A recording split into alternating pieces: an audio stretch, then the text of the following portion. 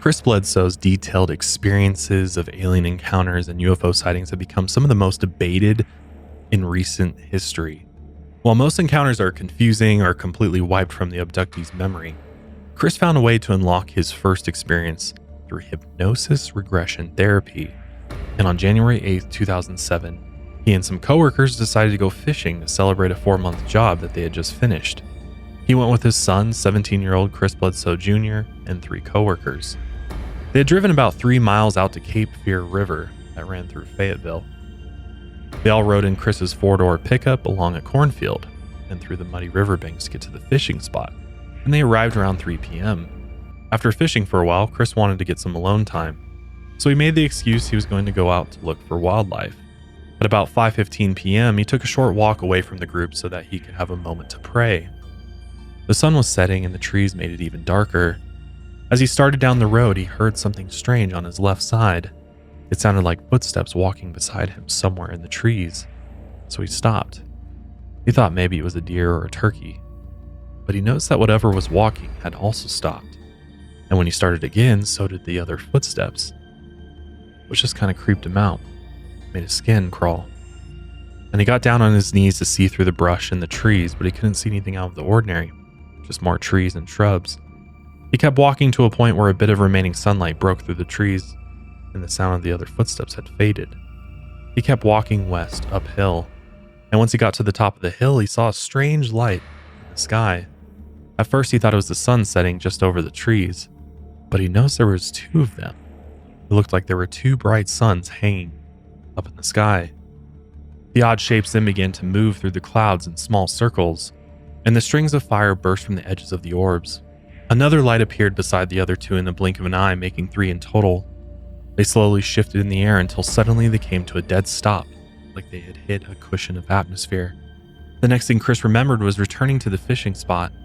He figured he had only been gone for about 20 minutes, but he had been gone much longer than he originally thought, like time had been distorted, or he had lost a large piece of his recent memory.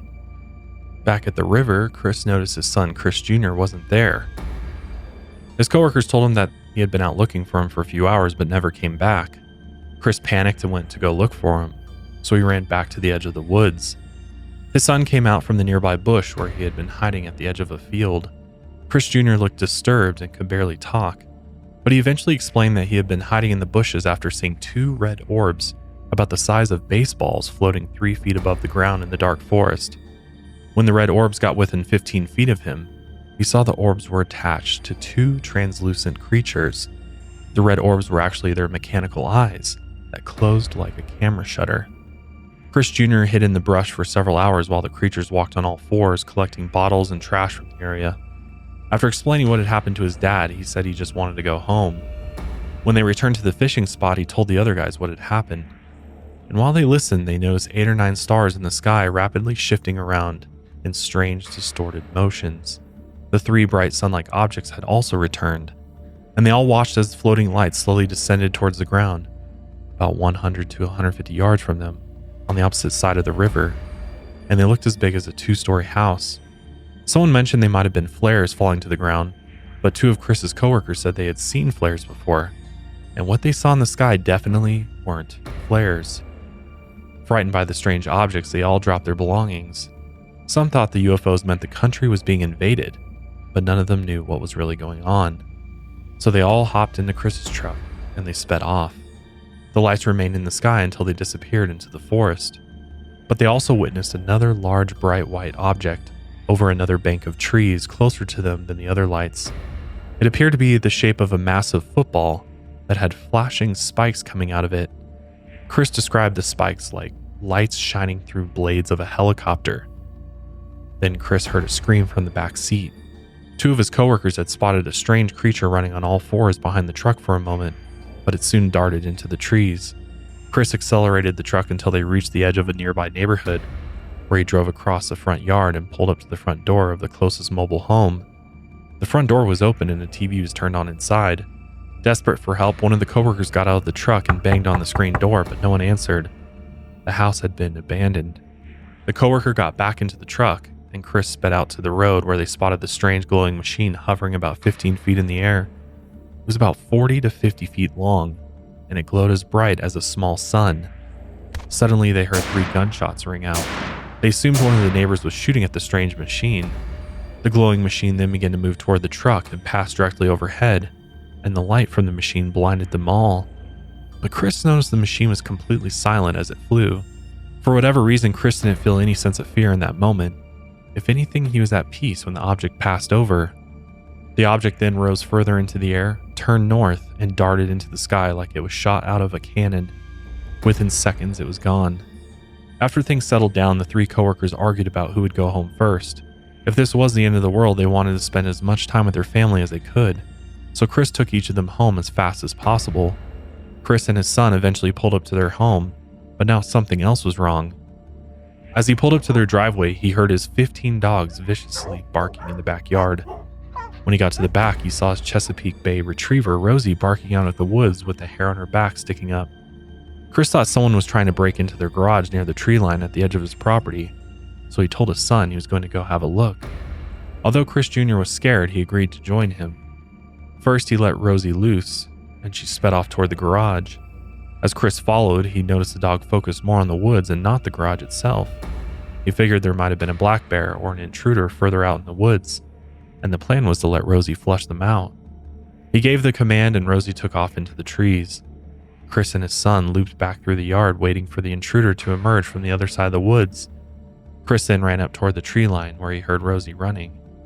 He moved past the tree line and into the woods, and he could hear Rosie approaching from the side. Whatever was out there must have been close now. When Chris looked back to check on his son, he was gone. He didn't realize Chris Jr. had fled back to the house in fear. Instead, he saw a 3-foot-tall being standing where he thought his son would be, and it was exactly the same creature his son had described earlier that evening. But now Chris got a closer look.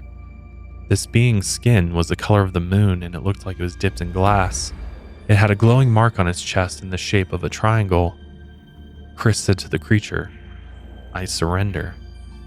Then a loud voice rang out in his head saying, "You don't understand. I'm not here to harm you. I'm here to help you."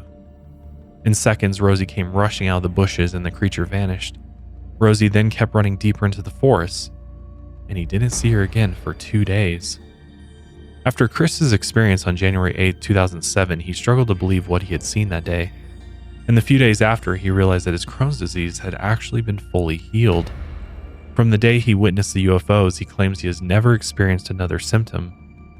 And he came to believe that these beings that approached him were possibly angels sent by God to heal him.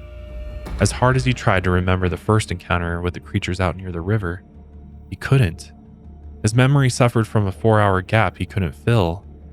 At first, he refused to tell the rest of his family about what had happened, but he struggled to keep everything to himself.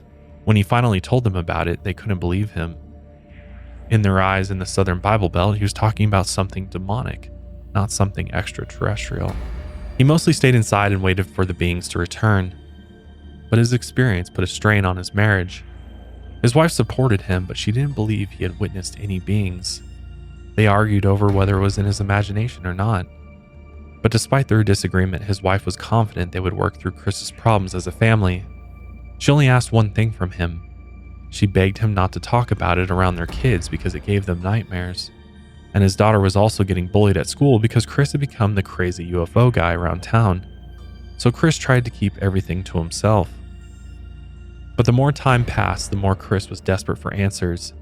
He felt that if he never recovered his memories and never talked to someone who understood what he was going through, he would lose his mind.